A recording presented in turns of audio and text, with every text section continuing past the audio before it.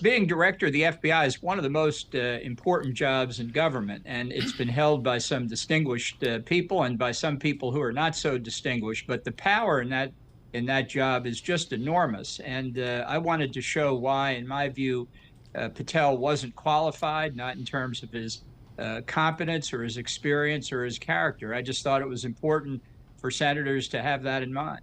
The senators are the key. I can state, folks, my book of the year a number of years ago, 12 years ago, 11 years ago, Garrett Graff, The Threat Matrix, the FBI at War. It is a spectacular 500 pages on the complexity of the FBI. John Bolton, do you believe that the president-elect doesn't understand the day-to-day grind of what the FBI does? Yeah, I think Trump has very little understanding how most of the government operates. He never took the time to learn it. He didn't know much before he became president, and he didn't learn very much when he was president.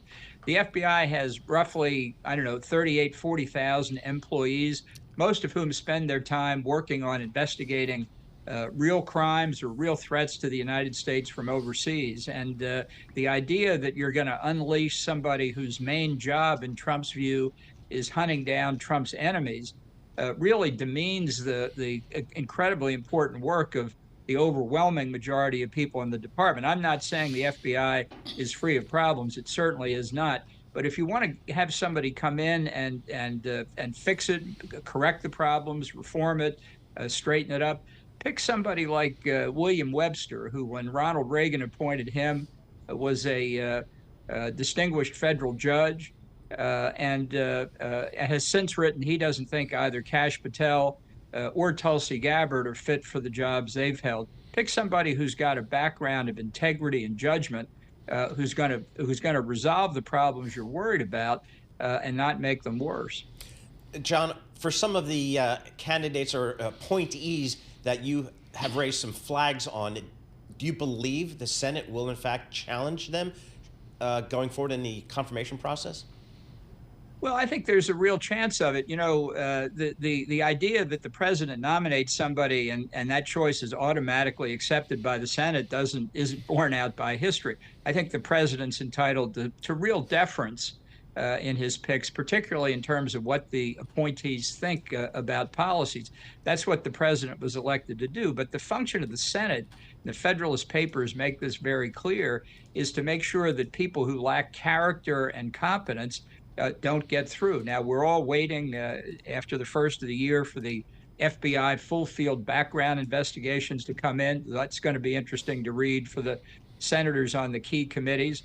And then there are going to be confirmation hearings where, if senators, Republican and Democratic, are doing their jobs, they'll ask the nominees some hard questions. This is still a long way from being over. John, from a national security perspective, what do you think the to-do list should be for this incoming administration, maybe for the first 100 days, if not longer? Well, I think it's a long list. I think the world is very threatening to American interest in a variety of places. Certainly the Middle East is on fire. The Russian invasion of Ukraine continues. The Chinese threat to Taiwan and the South China Sea remain.